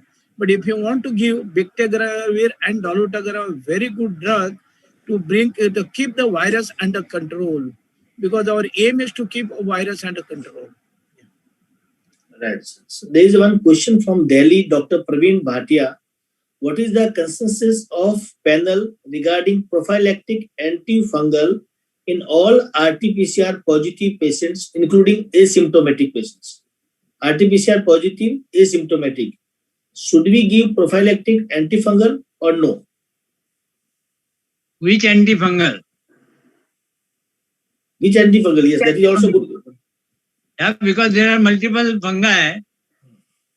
So I think they must be asking about the fluconazole. I think, Chaudhary, the most common is the Candida because that is the common cells. So I think at least we can think of Candida. See, I think the moot point here is what are we going to do with prophylaxis in the first place? I think the strategy should be more preemptive rather than prophylaxis, because prophylaxis will probably lead to a whole breed of visual-resistant Candida, and we will be fighting in the ICU and hospitals for ages and ages together if we do this. I don't think this is a good idea. In fact, that idea of COVID task force putting in piperacillin tazobactam as the stock drug made it very, very difficult is what I personally felt, because everyone were getting piperacillin tazobactam in the moderate category of patients. So similarly, a prophylaxis regime definitely is not going to help in any way here. It has to be preemptive. You have to risk stratify and then decide whether this patient requires prophylaxis or not. Dr. Jha, your comment? Sir, my personal request, if you are getting RT-PCR positive and asymptomatic, no problem is there, then don't give any antifungal drug. Only thing is there, patient can be asked to have betadine gargle, that may be doing the sufficient work. If the patients are symptomatic, patients is having any signs of Candida or any fungal suspicion, high blood sugar, steroid is there, then you may think of giving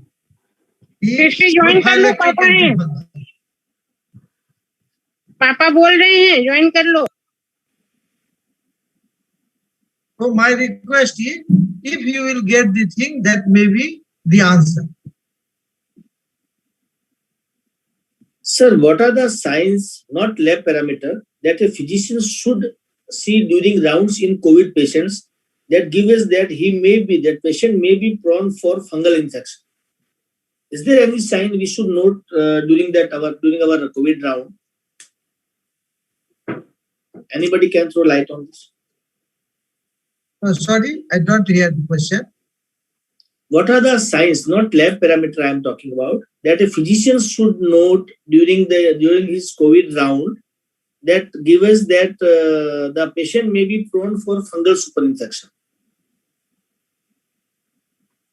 First of all, if the patient is having the hyperglycemia, patient is having the bad oral hygiene.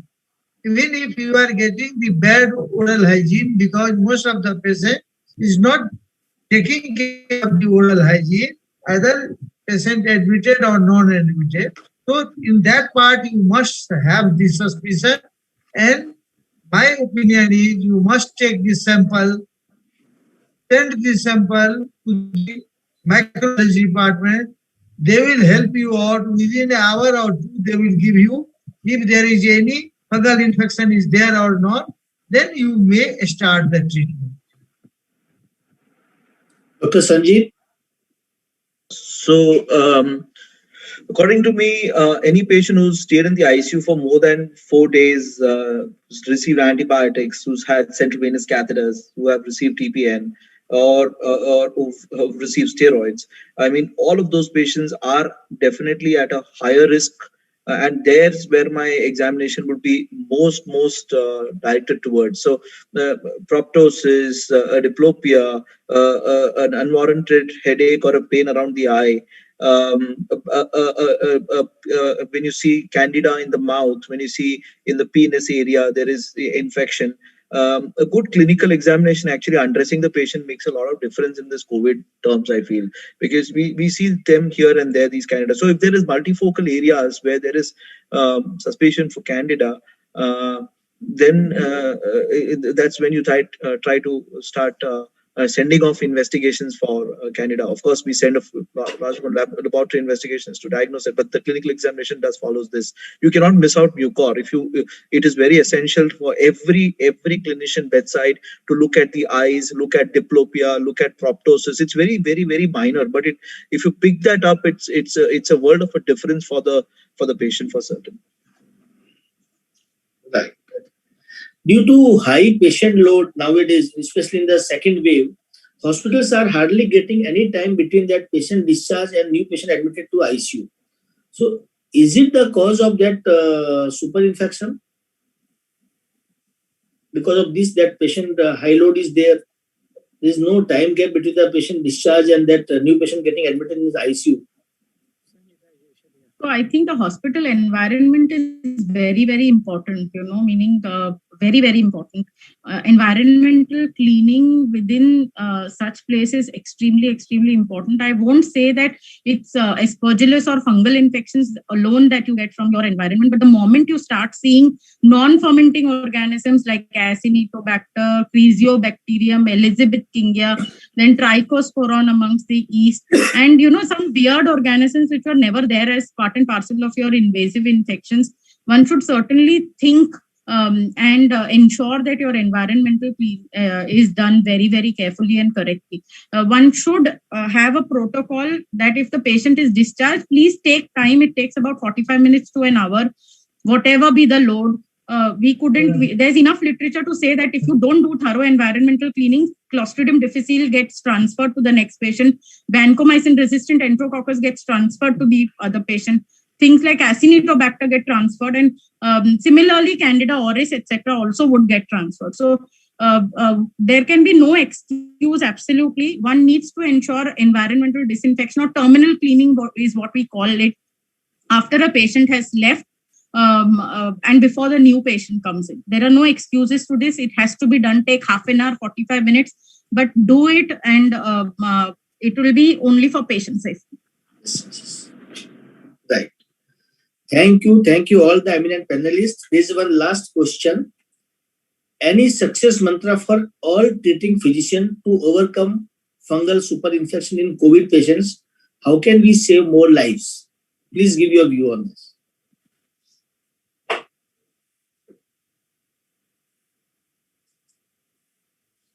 Anybody? I think recently I have been seeing cases more from the dental origin. The mucor or this thing, aspergillosis, the entry is through the dental origin, and I had to remove most of the pre-maxillary region with all the dentition. So I think orodental hygiene is very, very important, and of course covering your nose with the mask, same maintaining the social distancing, same thing what you observe for not getting the COVID, you should observe for not getting the fungal infection. More rigorously so, because one has received corticosteroid and the immunity has gone down. So I think same thing has to be observed more rigorously rather than saying that, oh, I have taken vaccine, I am now sacrosanct, nobody can touch me. Thank you, sir. Dr. Saple, sir, your comments?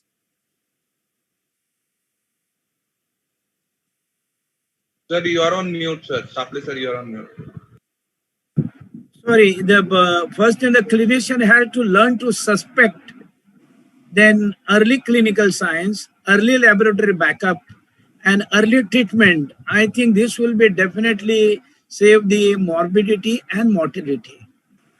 Right. Dr. Jha? Yes, sir. Sir, your comment? In my view, sir, I have already told the three things should be taken care for prophylaxis part, that is my submission, and good control of the sugar, and early intervention if required for the surgical part. That is again the important one. It is not so, because some of the surgeons thinking when it will become COVID negative, then we'll go for surgery. So thing is that you have to judge the organ to be saved, life should be saved, and accordingly you have to manage the thing. And the drugs are available. Certainly the amphotericin B is the best, but posaconazole should be ideally given in add-on. But we are using this posaconazole, and my hospital is having 1400 total COVID patients. And out of that, we are getting a referred case, what Dr. Sanjit has told. We are getting from the different hospitals a mucor cases, and more than 60 patients are at this time. So what we are getting, if it is taken care, certainly you will get good results. Dr. Sanjit, your view on this? Right. Last comment. I think fungus is the interface between life and death as of now. I think fungus is the interface between life and death. I always thought bureaucracy contaminates, but I think fungus contaminates more. That's the thinking. And the more you see it, the more it grows on us. So the only way we can probably root this problem out of this situation is provided we understand how to treat. That is the most important thing, and we reach out to everyone who's treating around to ensure that they don't indiscriminately use antibiotics and antifungals and steroids. And that's probably the only way we can get around this, because that is what has changed in the second wave, I feel. Madam Pujari, ma'am? I am not a clinician, but definitely. You are in mute. I definitely like to stress upon good hygiene practices, whether you are at home or in the hospital. As healthcare workers, we need to ensure our environment is cleaned well. Engineering maintenance needs to come into picture more frequently. Ensuring hand hygiene in the hospital is a must for all healthcare workers. Indiscriminate use of steroids or antimicrobial agents should be reduced as much as is possible. Risk stratification is something which is very, very important. Asymptomatic people don't need anything. They just need to stay at home and probably monitor a few parameters. So the less we do, the more we cure COVID. Right. I think that should be the way we should go about it. I think, Aruna, I would like to add, most of the places, they do not have lab setup. They should have lab setup for early diagnosis. I feel, sir, yeah, very true. I think less medicine, better cure. It's always better. So I feel we should have all collective efforts, and we should enforce government to make a proper guideline, proper protocol for this COVID treatment, like this that is happening in the Europe, UK, and US. In our country, the problem is that GPs are using steroid, everybody is getting steroid, and we are getting steroid over the counter also. So there should be proper protocol, proper treatment right from the GP to the clinician, infection disease, everybody. So that there should not be discrimination between the treatment. Somebody is using 16 milligram medrol at that from day one of that patient who is not having symptom. The CT value is more than 30, 35. Without any symptom, they are using medrol, predmed, everything. So that should be stopped with the help of all the good clinicians and infection disease specialists. We should enforce government to make a proper protocol, or you can say the revised protocol, and that has to be enforced for everybody or for all COVID patients by all the clinicians, all the GPs, all the doctors.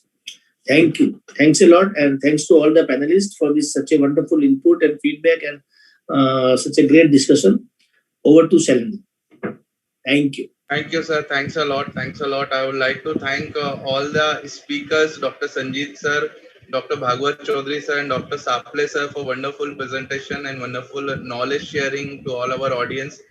All the panel members, especially moderator for the session, Dr. Gautam sir, Dr. Aruna ma'am, and Dr. Jha sir for sharing your knowledge and giving your experience to all the audience present.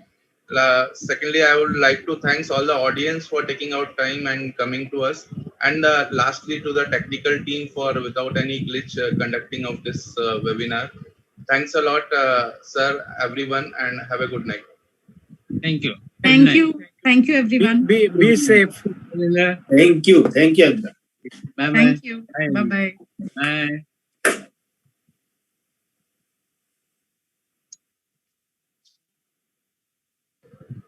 Thank you, sir. Thank you, Sanjeet sir. Thank you. That was a wonderful. Sanjeet sir, thank you. Thanks a lot. Thank you. Bye-bye. Bye-bye.